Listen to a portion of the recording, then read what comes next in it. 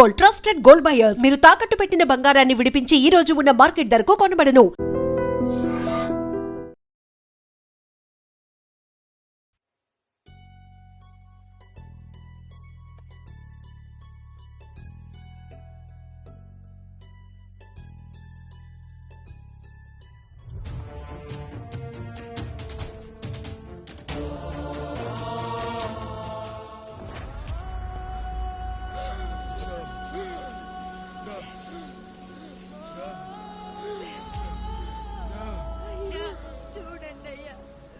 చూసాకైనా మీ మనసు కరెక్ట్ లేదా? తాగటానికి నీళ్లు లేక చావు బతుకుల మధ్య కొట్టు బిట్టాడుతున్నారయ్యా. పచ్చగా ఉండే ఈ ప్రాంతానికి ఏం దిష్టి తగిలిందో ఏమో. భూమిలోనే కాదు మా కళ్ళల్లో కూడా నీరు ఇంకిపోయేలా చేశాడా దేవుడు. ఈ కంత మీ చేతుల్లోనే ఉందయ్యా. చూడమ్మా, వర్షాలు లేక కరువుతో రాష్ట్రం కష్టాన్ని కూడా అరువు తెచ్చుకుని బతుకుతుంది. నా కాళ్ళ మీద పడితే ఏమీ రాదు, పైనుండి వర్షం పడాలి. అయ్యా మినిస్టర్ గారు, మీరైనా ఏదో ఒకటి చెయ్యండి అయ్యా. నేనేం చేయనమ్మా, ఇక దేవుడే మిమ్మల్ని కాపాడాలి. ఎవడొస్తాడో మిమ్మల్ని కాపాడడానికి. ఎన్నాళ్ళు అడుగుతారా ఎవడొస్తాడు, ఎప్పుడొస్తాడు, ఎక్కడి నుంచి వస్తాడు అని? పేదవాడికి కష్టం వచ్చినప్పుడల్లా ఇదే మాట. 70 ఏళ్లుగా హీరో రావాల్సి వచ్చినప్పుడల్లా ఇదే మాట. ఇంకా ఎన్నేళ్ళు అడుగుతారా? ఎవడొస్తాడే మిమ్మల్ని కాపాడడానికని మీరు మమ్మల్ని అడగటం, వస్తాడ్రా అని మేము మీకు చెప్పటం. అయినా సరే మళ్ళీ మీకోసం ఇంకోసారి చెప్తున్నాను, వస్తాడు. ఆకాశాన్ని చింపుకుంటూ వస్తాడు, నేలను పగలగొట్టుకుంటూ వస్తాడు. ఎవడు? దేవుడు. దేవుడా? రాయికి వరమిచ్చిన రాముడి దేవుడైతే, ద్రౌపదికి చీరిచ్చిన కృష్ణుడి దేవుడైతే, ఈ ఊరికి ఆయనే దేవుడు. ఆ దేవుడికి ఇంకో పేరే రాయుడు, పాపారాయుడు. పాపారాయుడు.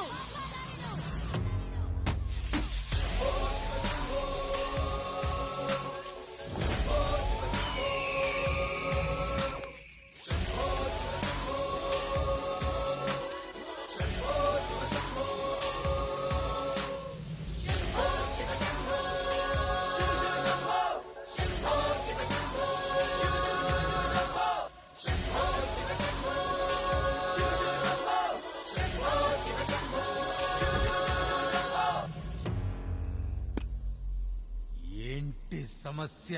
అయ్యా, ఊరికి కరువు వచ్చింది. అదిగో ఆ నలుగురు దాహంతో చనిపోతున్నారయ్యా.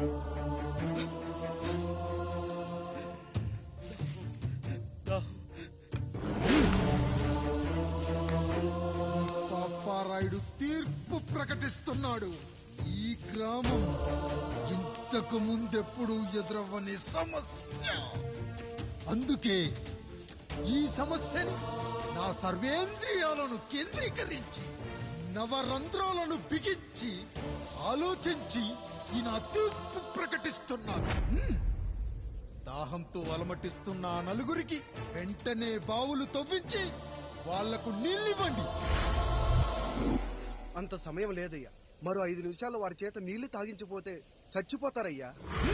పూజారి, మరేంటిప్పుడు దీనికి పరిష్కారం? నృత్యం.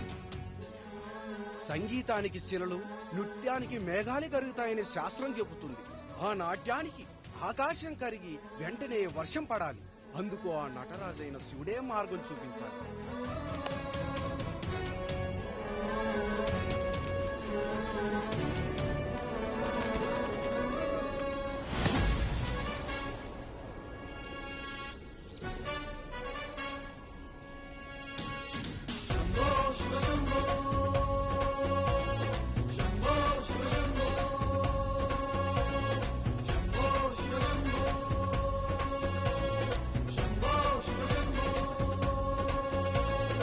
ఆకాశంలో మేఘాలన్నీ ఆవేశంతో ఏకం కాని ఊపిరి శబ్దం ఎదలో శంఖం పూరించే వేళ, నెట్టూర్పుల్లో నిర్వేదాన్ని, పడగాలుల్లో సందేశాన్ని, పడగళ్ళయ్యే ఆహ్వానాన్ని పంపించే వేళ, పాదమే ఆడే నాదం ఢమరుకమే కాదా, ప్రాణమే చేసే గానం గంగకు గుడి కాదా, గొంతులో దాహం దేహం దహించే వేళ, నటరాజుగా రాజుని నేరుగా చూసిన నింగిక నేలకు నది కాదా.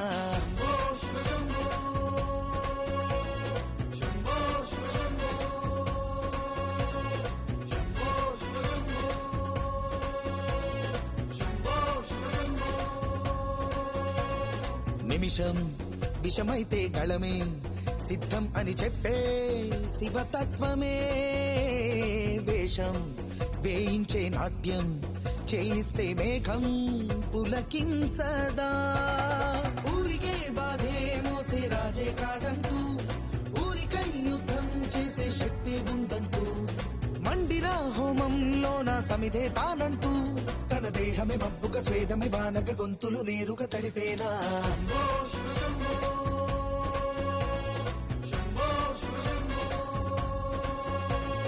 బాధను మండే గుండెకు నేనున్నానంటూ గొంతులో గరణం నేనే మోస్తానే అంటూ అమృతం పంచే తీరు చూస్తూ ఊరంతా తన మాటని గీతక చేతని లీలక దేవుని తీరుగా కొలిచేలా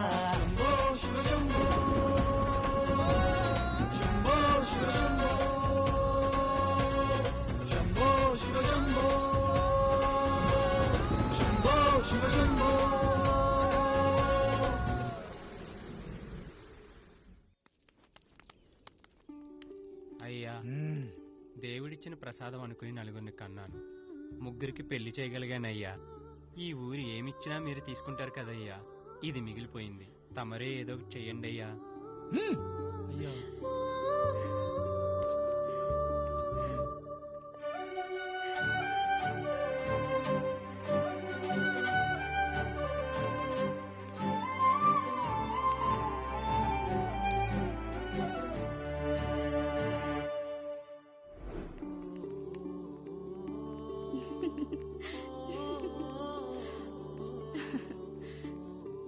ఈ ఇల్లు, ఆస్తి, ఇంత గొప్ప భర్త, పిల్లలు, చాలా ఆనందంగా ఉందండి. కానీ నాకు ఒకటే లోటు, మన తర్వాత మన పిల్లల్ని చూసుకోవడానికి వీళ్ళకొక అన్నయ్య కావాలండి.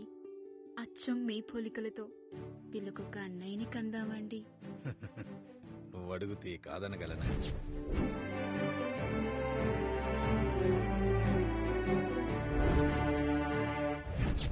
నానా రాయుడెక్కడా? ఇప్పుడే వస్తున్నాను నాన్న.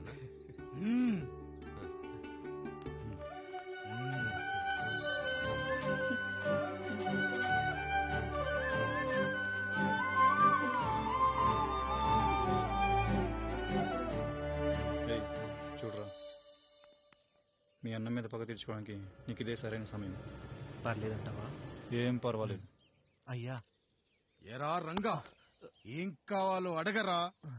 నీకంటూ ఏమి ఇవ్వలేదు, నువ్వు ఏమి అడగలేదు, చెప్పరా. మా అన్నకు నాకు పడట్లేదయ్యా. తోడ పుట్టినవాడని చాలా సహించాను, అడ్డమైన దానాలు చేసి ఆస్తి మొత్తం పోగొట్టాడు. ఇప్పుడేం కావాలరా? కొద్దిగా ఈ కత్తి తీసుకొని వాడిని చంపి పెట్టండి అయ్యా.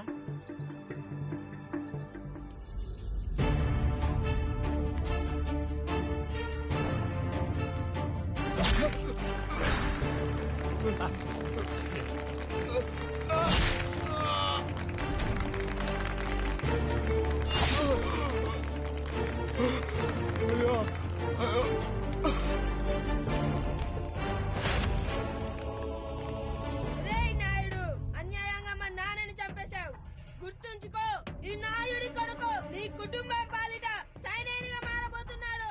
నిన్ను, నీ కొడుకుని, ఆడికి పుట్టబోయే కొడుకుని అందరినీ లేపేస్తా.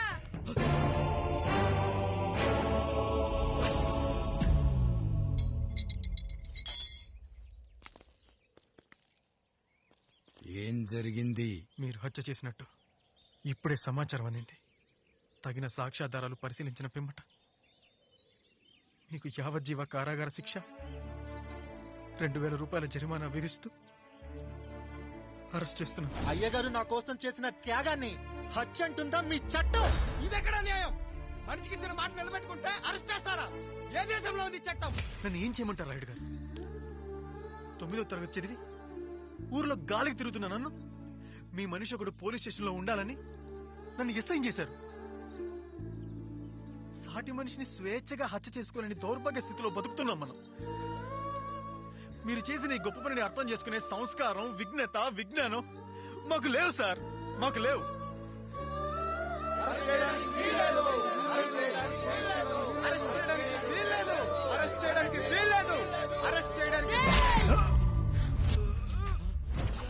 అయ్యా నాయుడు గారు, అయ్యా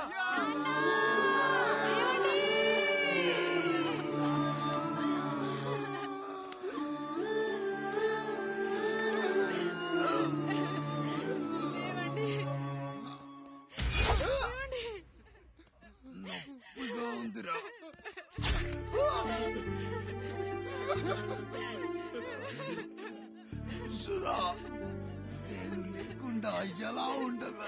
పర్వాలేదండి, బిడ్డలతో నేను ఉండిపోతాను. అయ్యో, ఈ పాడు సమాజం నిన్ను మనశ్శాంతిగా బతకనివ్వదు. ఇంతమంది పిల్లల్ని చూసుకుంటూ భర్త లేకుండా ఎలా బతకగలం?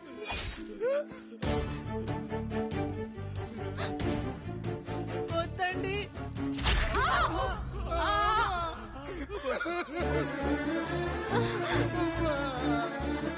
రాయుడు, బిడ్డలు జాగ్రత్త. ఈ రోజు నుంచి వీళ్ళంతా నీ తమ్ముళ్ళు చెల్లెళ్ళు కాదు, నీ బిడ్డలు.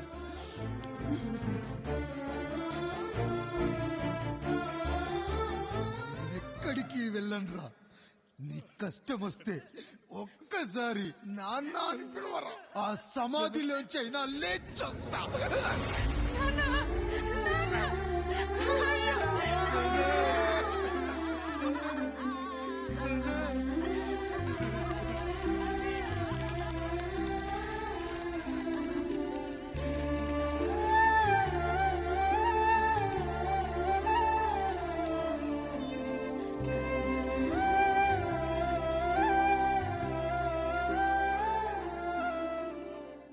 ఇందు మూలంగా 50 మందికి తెలియజేయనిదేమనగా, ఊరికి కొత్తగా వచ్చిన యాండ్రాయిడ్ తన తండ్రి పెదరాయుడు అని ఆస్తిలో వాటా పంచమని రచ్చబండిని ఆశ్రయించడం వలన గ్రామ పెద్దలందరూ రేపు 11 గంటలకు రాయుడు గారింటికి రావాల్సిందిగా కోరుచున్నాము.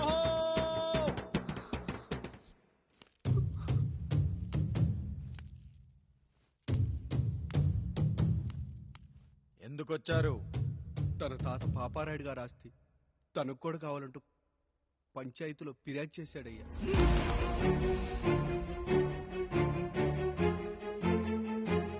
మస్తా గారు, ఆ దస్తావేజులు ఇవ్వండి. అయ్యా, మరి మా సంగతి ఏంటి? అడగరేంటి? అవునన్నయ్య, ఈరోజు మీ పన్మేష్ కొడుకొచ్చాడు, రేపు ఆ పాలదం కూతురు వస్తుంది. ఇలా వచ్చినోళ్ళంతా మీ సంతానమని తెలిసాక అదిగో ఆ కాముడు చెప్పినట్టు మా ఆయన వాటా కిందో బాత్రూము, నాకో సబ్బు బిల్ల, నా పుట్టబోయే బిడ్డకు ఒక బొట్టు బిల్ల, ఇదే మిగులుతుంది. అయినా ఊరి జనాభా కన్నా అన్నయ్య పిల్లల సంఖ్య ఎక్కువైపోతుంది. వాళ్ళందరూ ఇంటి మీదకి వచ్చే లోపు మా ఆస్తి మాకు ఇచ్చేస్తే మా బతుకులు మేము బతికేస్తాంగా. అవునన్నయ్య, మా ఆస్తి మాకు కావాలంతే. ఎవరిని పట్టుకుని ఏం మాట్లాడుతున్నారయ్యా? ఉన్నప్పటి నుంచి ఆయన మిమ్మల్ని సాగుతూ ఉన్నారు.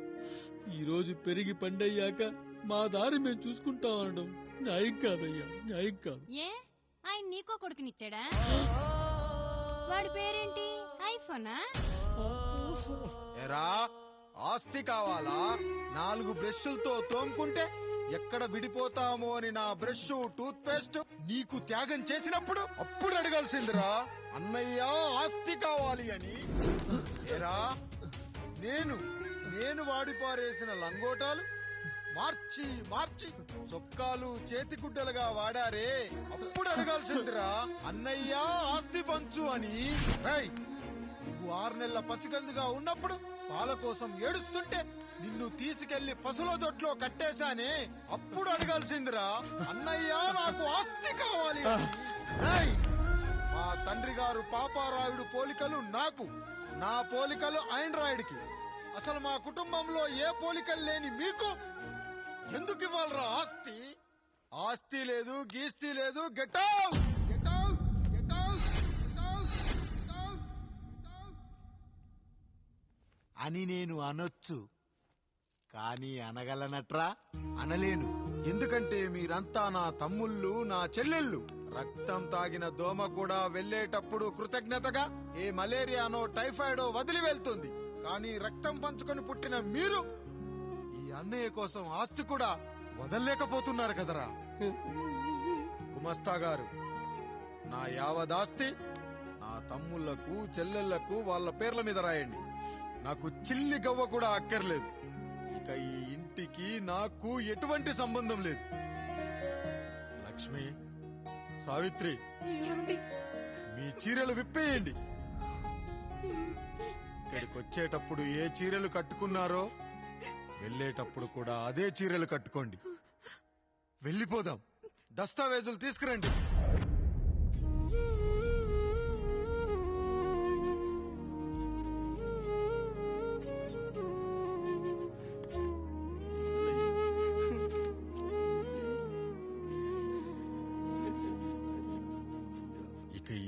ఇంట్లో నా పేరు వినపడితే నా తమ్ముళ్ళు చెల్లెళ్ళు బాధపడతారయ్యా.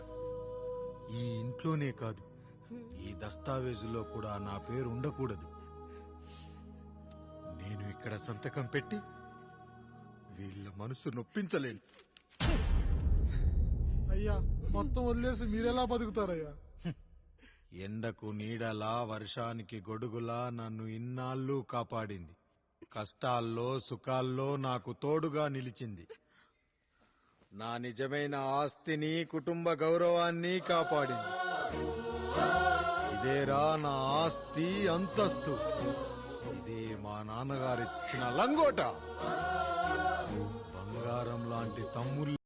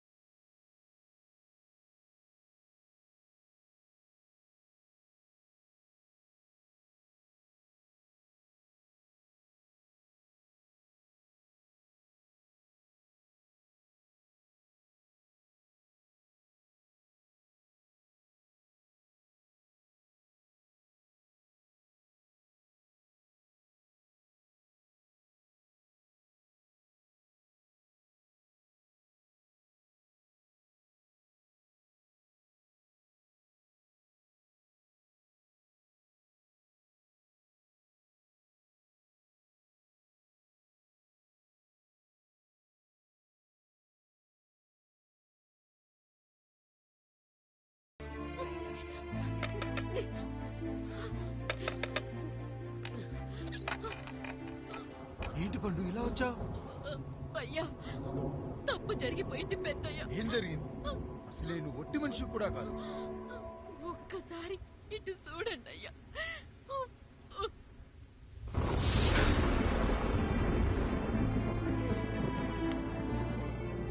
వీడేంటి అచ్చం నాలా ఉన్నాడు? అసలేంటి, ఎందుకు ఇలా జరిగింది? నువ్వు ఎప్పుడైనా చీకట్లో పంపు సైడ్ దగ్గరికి వచ్చావా? మరి అమలాపురంలో శివాలయం దగ్గర రత్నాలు నీకేమైనా అమ్మవుతుందా? పిఠాపురంలో పద్మ, రామాపురంలో లక్ష్మి, కాకినాడలో సుజాత. అయ్యో దేవుడా, అసలు ఇదంతా ఎలా జరిగింది పండు? అయ్యా ఇదంతా కాముడి వల్లే అయ్యా, కాముడి వల్లే. కాముడా? కాముడి కుటుంబానికి నాకు ఏం గుర్తు రావట్లేదే. ఎన్నని గుర్తు పెట్టుకోగలను నేను మాత్రం. అయ్యా అది కాదయ్యా,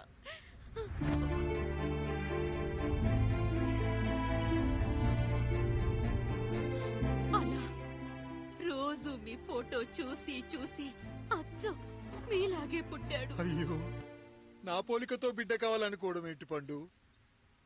నువ్విలా చేయడం ఏంటి పండు? పోలికల కోసం ఫోటోలు ఎందుకు చూసావు పండు? అందుకే కదయ్యా ముందు ఆ డైలాగ్ చెప్పాను, తప్పు జరిగిందని. ఇప్పుడు ఏం చెయ్యాలయ్యా? స్వచ్ఛమైన మన ప్రేమను ఈ పాడులోకం అర్థం చేసుకోదు. కనీసం మీ ఇద్దరి జీవితం బాగున్నా ఆనందపడేవాని. వీణ్ణి ఇక్కడ ఉంచొద్దు పండు, బయటికి పంపించు. బయటికి పంపించి బాగా చదివించు, గొప్పవాణ్ణి చెయ్యి. వీడికి అయ్యే ఖర్చంతా నేనే భరిస్తా. అవసరమైతే ఆ డబ్బు కాముడి జీతంలో కట్ చేద్దాం. అయ్యా వెళ్లే ముందు వీడికొక పేరు పెట్టండి అయ్యా. వీడు ఇంకో రాయుడు, అంటే ఇంగ్లీష్ లో అండ్ రాయుడు, అండ్ రాయుడు.